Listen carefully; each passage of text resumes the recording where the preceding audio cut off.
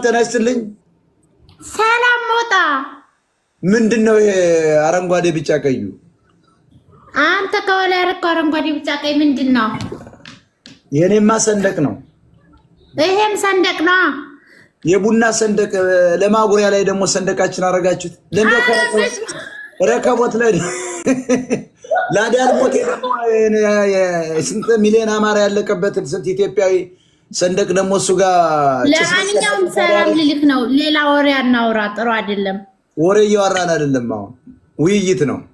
ወሬ ተራሪ በመሸታ ቤት ወሬ ነው። ቀጥይ ምንድነው? ከየት ነው ጭራሽ የጣናተኛ ያረጋችሁት ባንዲራውን አይደል?